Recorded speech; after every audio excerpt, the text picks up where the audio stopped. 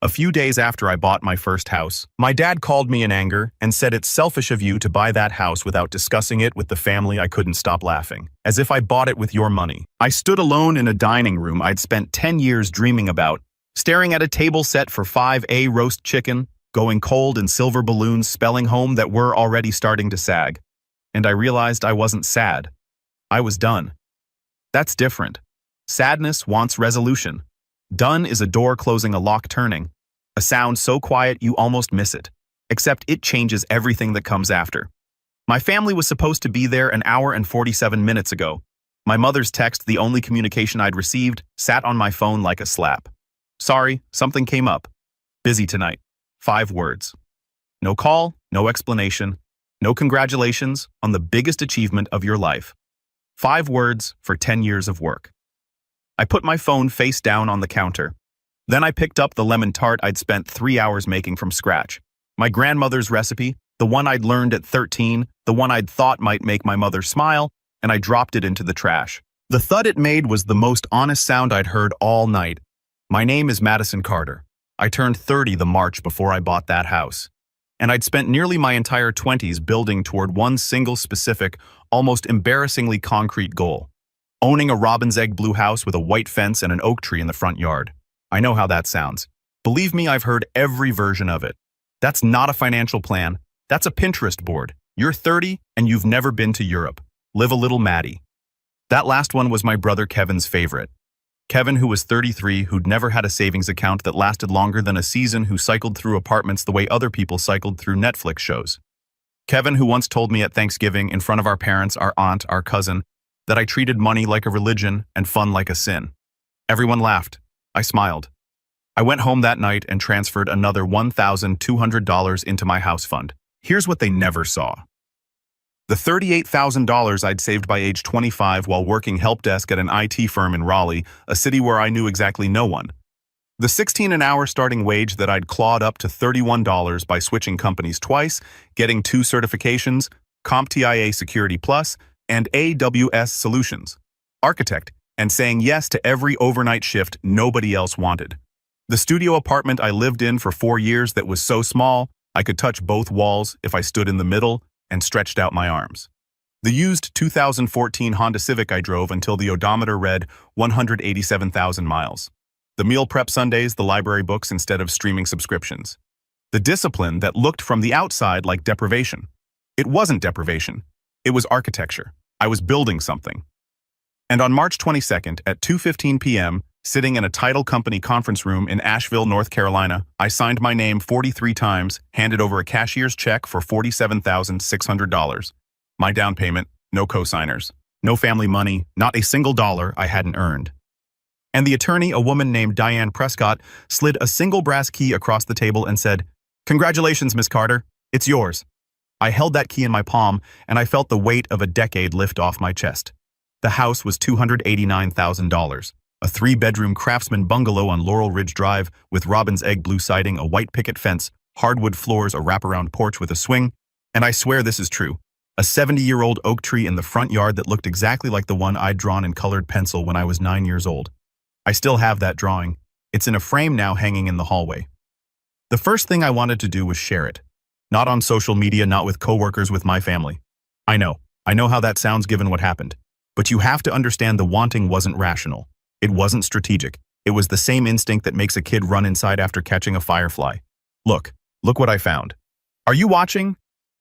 I'd been running inside my whole life with my hands cupped around something glowing. And every time my family would glance up, shrug, and go back to whatever they were doing. But this time would be different. That's what I told myself. This time, the thing in my hands was too big to ignore. So I sent a message to the family group chat. Me, my parents, Sharon and George and Kevin. I typed it carefully. I included a photo of me standing on the porch holding the key, smiling so hard my face hurt. Hey everyone, I officially closed on the house today. I'm hosting dinner this Saturday at 7 o'clock to celebrate. I'd love for you all to be there. Address below, it would mean the world to me. My mother replied, "Oh, wow, okay." Kevin sent a thumbs up emoji. My father didn't respond at all. I told myself that was fine, that they'd come, that showing up was what mattered, not the texting. Saturday arrived. I cooked all day, roast chicken with thyme and lemon, my father's favorite. garlic mashed potatoes, green beans with almonds, homemade rolls, the lemon tart. I set the dining table with plates I'd bought specifically for this night. White ceramic, nothing fancy, but new clean mine. I bought flowers, yellow tulips, and put them in a glass pitcher because I didn't own a vase yet. I lit candles. I hung the silver balloons. I even put a playlist on my Bluetooth speaker. Soft jazz, the kind my mother used to play in the kitchen when I was small, back when the kitchen still felt like a safe place. By 6:30, the house smelled incredible. The table looked like something from a magazine. If the magazine was for people who had more hope than sense. At 7 I sat down. At 7:05 I checked my phone. Nothing. At 7:15 I texted, "Hey, dinner's ready whenever you guys get here." No reply. 7:30. My knees started bouncing under the table. The candles had burned down a 1/4 inch. The chicken was cooling. I adjusted the tulips twice. 7:45. I called my mother. It rang 4 times and went to voicemail. I called my father. Same. I called Kevin. He picked up on the 3rd ring. I heard background noise, a bar maybe, music, laughter. "Hey, Maddie, what's up? Dinner at my house tonight." A pause. The kind of pause that tells you everything before the words do. "Oh yeah, I think Mom said something came up. I figured it was pushed." "Who pushed it? I didn't push it." "I don't know, Look, I'm out with some people right now. Can we do it another time?" He hung up before I could answer. I sat at that table for another 30 minutes. I don't know why. Maybe I was waiting for the miracle. Maybe I was letting the last thread of something, hope, probably unspool completely so I could see exactly how long it was. Exactly how thin. At 8:15, my mother's text arrived. "Sorry, something came up busy tonight." I read it 3 times. Then I stood up, blew out the candles, and started cleaning. I cleaned the way I do everything thoroughly, systematically without stopping. I wrapped the chicken in foil. I poured the mashed potatoes into a container. I washed every dish by hand because the dishwasher hadn't been connected yet. I swept the floor. I pulled down the balloons one by one, and the soft hiss of escaping helium sounded like the house exhaling. I didn't cry. I want to be clear about that. I've seen people describe moments like this, and they always say they cried. I didn't. My body did something else, something flatter. My hands went numb at the fingertips. My chest felt hollow, like someone had reached in and scooped out the center. Not dramatic, just empty. I've since learned there's a clinical term for it. Dr. Renee Hollis, a licensed therapist I started seeing 2 months later, 12 years of practice specializing in family systems and adult children of emotionally neglectful parents, called it effective shutdown. She said, "It's what happens when the emotional system has been overloaded so many times that it stops registering new injuries in real time. Your body knew before your mind did." She told me it had already started protecting you. At 11:48, there was a knock at my door. I opened it to find Amber, Kevin's girlfriend of about 6 months, standing on my porch holding a grocery store sheet cake in a plastic shell. The frosting said, "Congrats" in blue letters that were already smudging. "Hey," she said. I thought someone should bring something." I let her in because I didn't have the energy to not let her in. We sat in the living room. She ate a piece of cake. I didn't. She told me the house was really cute and asked about the neighborhood. I gave short answers. Then I asked the question that had been sitting in my throat for hours. What came up? What was so important? Amber looked at her Kate. She pressed a crumb flat with her fork. "I don't think anything came up, Madison." Silence. "Kevin was at Darcy's watching the game. Your mom posted on Facebook around 6. She was at some craft fair in Briard. I don't know about your dad." So there it was. Not emergencies, not conflicts, not something came up, just not caring enough. My brother was watching a game. My mother was at a craft fair. My father, who never responded to the original message, was wherever fathers go when they've decided their daughter's life isn't worth the drive. Amber left around midnight. I locked the door, walked upstairs to my bedroom, the room I'd imagined sleeping in for years, and lay on the bare mattress because my sheets were still in a box somewhere. The ceiling was white, perfect, untouched. I stared at it until 3 a.m. And somewhere in those hours, something inside me shifted. Not cracked, shifted like a bone that had been slightly out of alignment for 30 years and finally audibly clicked into place. At 6:14 the next morning, my father texted me, "We need to talk about the house." Not, "Sorry we missed dinner." Not, "Congratulations." Not, "I'm proud of you." "We need to talk about the house." My stomach dropped. Not because I was scared, because I already knew the way you know a storm is coming before the sky changes, that whatever he wanted to talk about wasn't going to be about celebrating what I'd built. I didn't respond. Not yet. Instead, I made coffee in my new kitchen, sat on my porch swing, and watched the oak tree catch the morning light. I breathed. I let the silence do what silence does when you finally stop filling it with other people's noise. Then I called my father back. What he said calmly in that measured, neutral tone he'd perfected over decades of staying technically uninvolved was this. Your mother and I have been talking. We think it's a bit much what you did, buying a house without discussing it with the family. Kevin's been struggling, and seeing you post something like that, it's not sensitive. Madison, we think you should be more mindful of how your choices affect other people. I held the phone away from my ear for a moment. I looked at the oak tree. I looked at my house that I had earned with a decade of work that none of them had ever acknowledged. So I said slowly, you didn't come to dinner because you think I shouldn't have bought a house. That's not what I said. And the reason you're calling me the morning after is not to apologize for not showing up, but to tell me I should feel bad about succeeding because Kevin hasn't. Madison, don't twist. Dad, I need to ask you something, and I need you to be honest. When I sent that photo of me on the porch holding the key, did you feel happy for me, even for a second? The silence lasted 4 seconds. I counted. That's not the point, he said. That was my answer. I want to say I handled what came next with grace and maturity. That would be a lie. What I did was go to the hardware store, buy a piece of cedar board and a wood-burning kit, and spend an hour carefully burning the following words.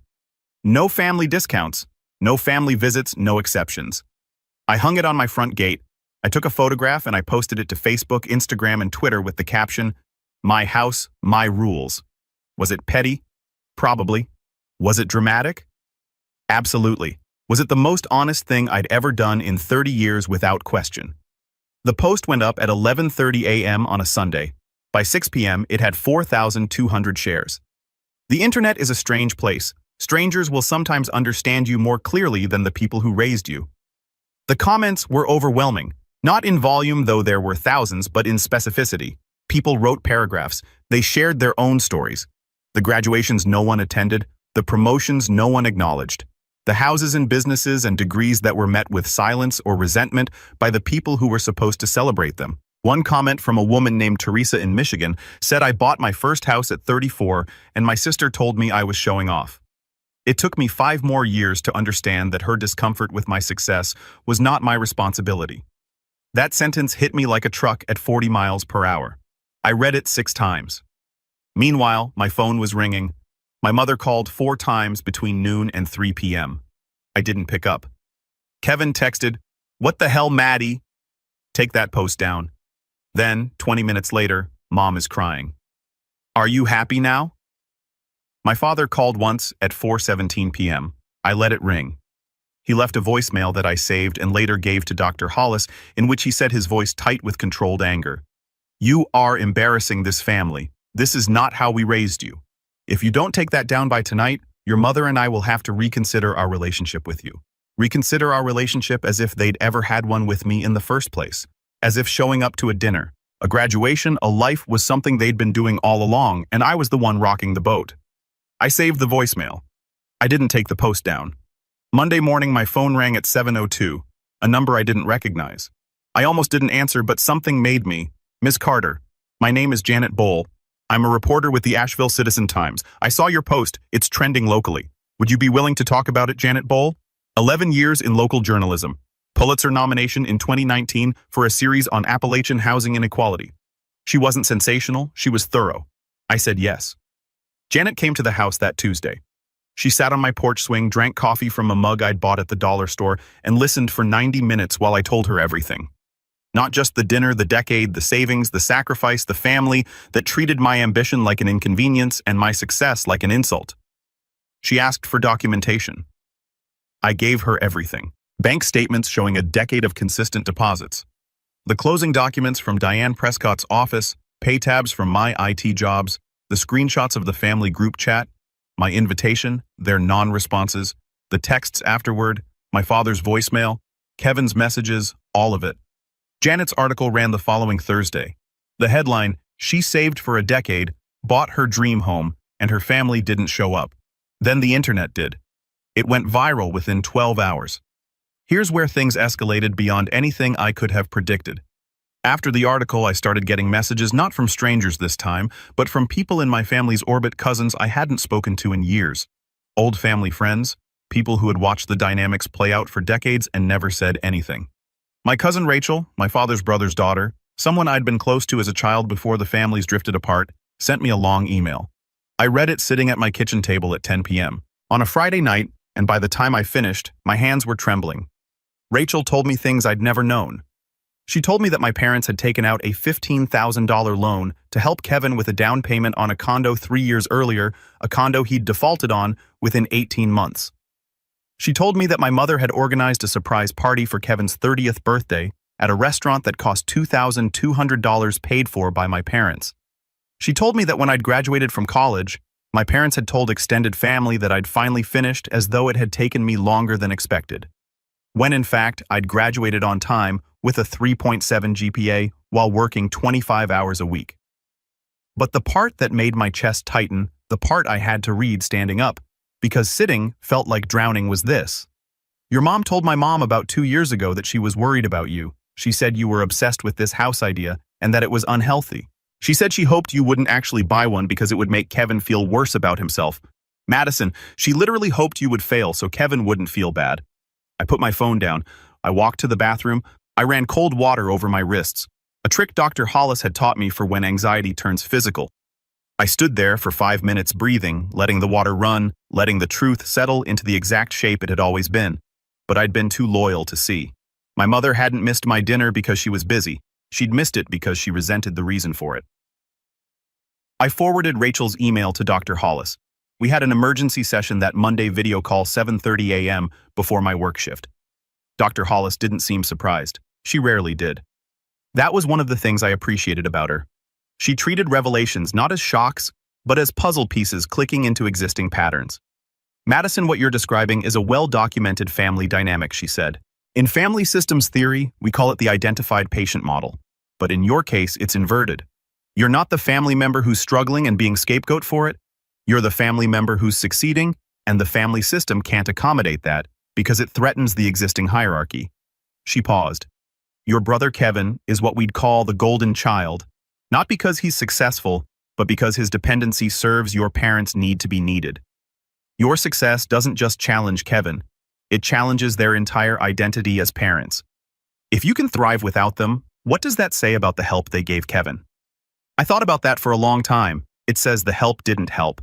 I said, it says the help was never about Kevin at all.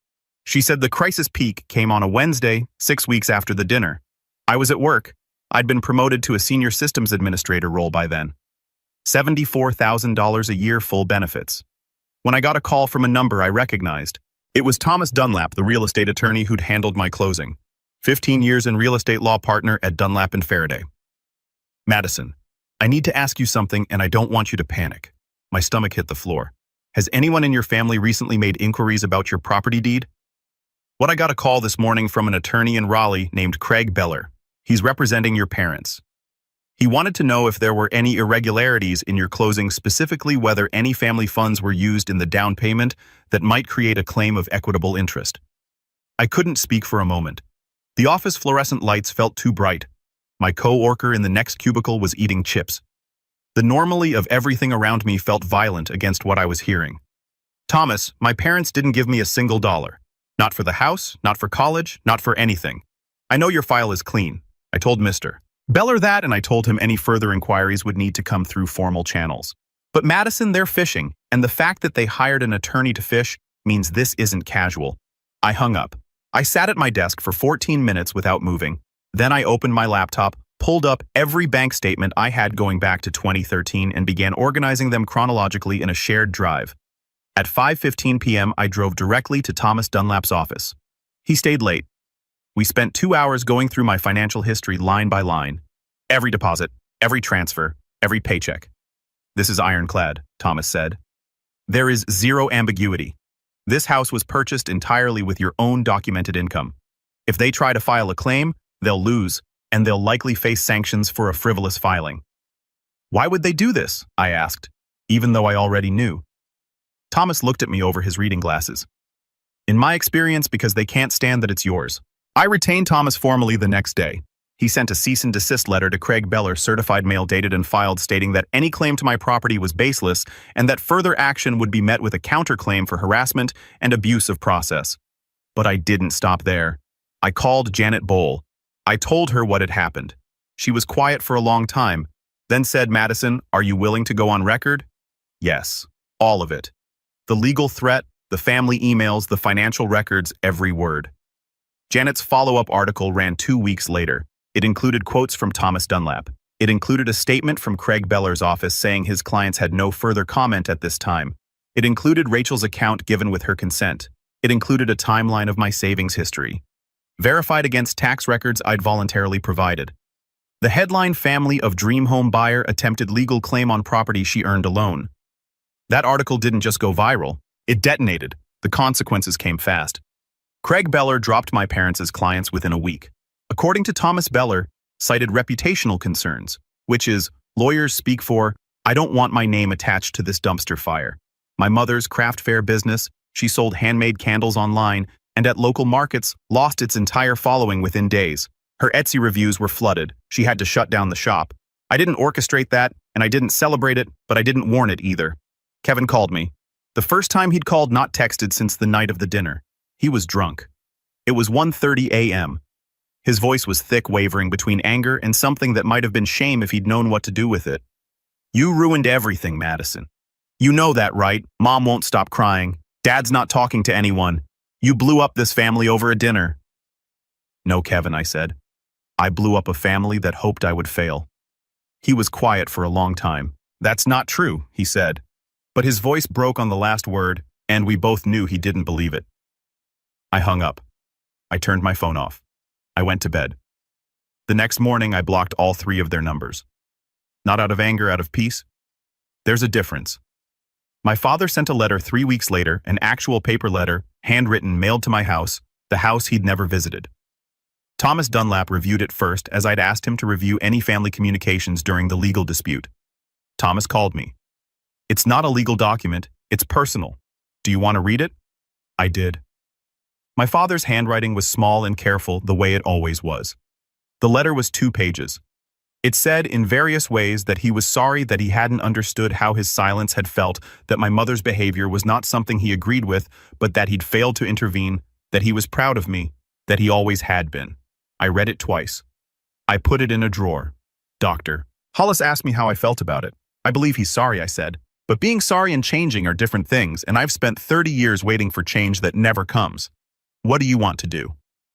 "Nothing. For now, I want to do nothing and see how that feels." It felt like freedom. The months that followed were the quietest and fullest of my life.